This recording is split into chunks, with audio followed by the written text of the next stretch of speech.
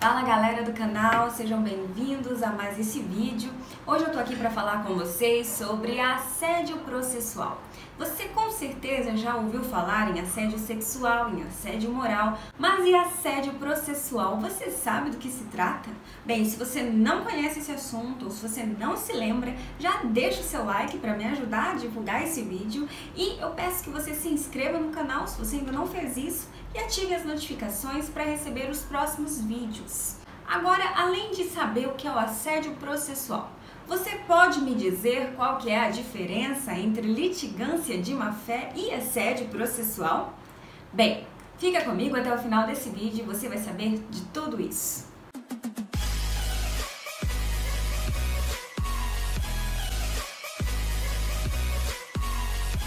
Primeiramente, nós temos que diferenciar aqui o assédio sexual do assédio moral para entender o assédio processual. O assédio sexual está tipificado no Código Penal. É um crime que se refere ao constrangimento dirigido exclusivamente à obtenção de vantagem ou favorecimento sexual. Ele está descrito ali no artigo 216A do Código Penal. O que acontece aqui? Se nós formos olhar para as relações de trabalho, é quando um superior hierárquico, abusando da sua situação de superioridade, solicita que a vítima o favoreça sexualmente em troca de um certo benefício, uma certa vantagem no trabalho. Agora, se a vítima se recusa a esse tipo de prática, ela provavelmente será perseguida, humilhada por conta dessa sua atitude. Há aqui uma situação de conotação sexual. Já o assédio moral se trata de terror psicológico. É uma conduta abusiva de natureza psicológica em que o empregador ou os outros empregados daquela relação de trabalho se comportam de maneira atentatória à dignidade psíquica de um trabalhador, de modo que eles vão agir de maneira repetida, constante, prolongada, sempre no mesmo sentido, a ponto de fazer o trabalhador desistir do seu próprio trabalho. Já assédio processual tem, diferente do assédio sexual e o assédio moral, que tem natureza material, o assédio processual está relacionado com abusos dentro do processo. Mas o que é o assédio processual? É um comportamento que visa procrastinar o andamento normal do processo.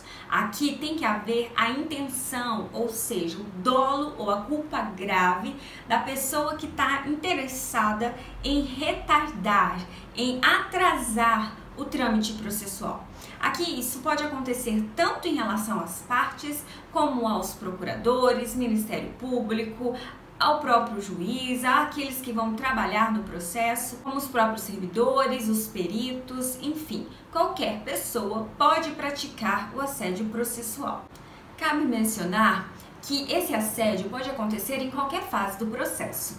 Além disso, há aqui uma afronta a princípios constitucionais e também processuais, como por exemplo, a lealdade, a boa-fé processual. O assédio processual é tão grave que ele lesa tanto o patrimônio material quanto o patrimônio moral da vítima. Nós sabemos que a Constituição Federal elenca certos direitos processuais das partes, como por exemplo o acesso à justiça, a celeridade processual, o direito à ampla defesa e ao contraditório, enfim.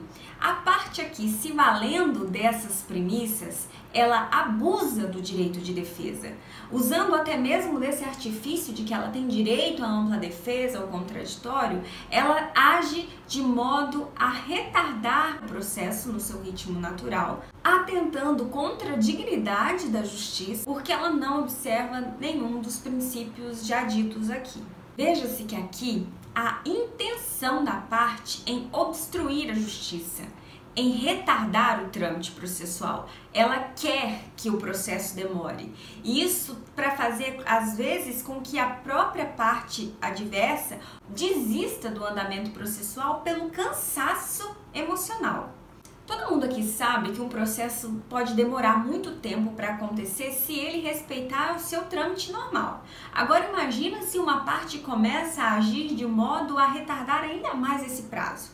A outra parte, que almeja a satisfação do seu direito, que deseja justiça, acaba cansando de responder, de estar sempre ali refutando certos argumentos que são nitidamente protelatórios, e ela desiste do processo. Assim, a parte que iniciou esse assédio processual se sagra vitoriosa pelo cansaço da outra parte. Cabe mencionar aqui que o assediador, nesse caso, ele não se utiliza de métodos ilícitos para atrasar o processo. Muito pelo contrário, ele alega que ele está no seu direito e por isso ele abusa do direito de defesa. Tanto o Tribunal Superior do Trabalho como o Superior Tribunal de Justiça, TST e STJ, já proferiram decisões reconhecendo o assédio processual. Então esse é um instituto já reconhecido e que é punido mediante cobrança de indenização da parte que o praticou. Aliás, o STJ, por meio da sua terceira turma, fixou uma tese a respeito do assédio processual nos seguintes termos: o ajuizamento de sucessivas ações judiciais desprovidas de fundamentação idônea e intentadas com propósito doloso pode configurar ato ilícito de abuso do direito de ação ou de defesa, o denominado assédio processual. Esse tema guarda relação com a chamada demora patológica do processo. Veja que aqui nós podemos observar duas formas de demora do processo. A fisiológica, que é aquela que segue o trâmite natural do processo, em que as partes têm um prazo e obedecem o prazo para defesa, impugnação, produção de provas, alegações finais, sentença, recurso, etc. Agora nós temos a demora patológica, que é aquela grave, que chega ao extremo, que as partes utilizam de vários argumentos, de vários institutos para atrasar, para enrolar o trâmite processual. Nós temos aqui a interposição de vários incidentes processuais, solicitação de provas descabidas, pedidos sem motivo, o processo passa o prazo natural e, portanto, nós temos aqui a demora patológica. O assédio processual se caracteriza como demora patológica do processo. Agora, qual seria a diferença entre assédio processual e litigância de má-fé? Há um tempo atrás, a doutrina definia litigância e assédio como espécies do gênero dano moral. Atualmente é possível notar certas diferenças. Por exemplo, a litigância de má-fé está tipificada tanto no CPC quanto na CLT, artigo 80 do CPC e artigo 793A-AD da CLT. Há também a definição da indenização, da multa a ser paga àquele que pratica a litigância de má-fé. Ademais, não há necessidade de prejuízo à vítima no caso da litigância de má-fé. Aqui, apenas o fato do litigante ter praticado um dos fatos ali descritos nos artigos do CPC já caracteriza a litigância de má-fé, diferente do assédio processual, que não está tipificado, não tem uma indenização prevista para sua ocorrência e é mais difícil de ser notado porque há aqui uma prática obscura, velada, escondida, bem camuflada do assediador. Além disso, aqui a indenização será aquela segundo os parâmetros obtidos do dano moral. Aqui tem que ficar configurado o prejuízo sofrido pela vítima, que é abalada de tal forma que até mesmo desistiria do trâmite do processo. O professor Leone Pereira traz um quadro aqui distintivo entre litigância e assédio. Para ele, na litigância de má-fé, há dois elementos caracterizadores: o objetivo, que seria o ato atentatório à boa ordem processual, e o elemento subjetivo, que é o dolo do agente que pratica o ato. No assédio processual, são três os elementos caracterizadores. Além do objetivo e do subjetivo, há ainda o resultado, que é o prejuízo à vítima. Veja-se que na litigância de má-fé, o prejuízo pode ou não ocorrer.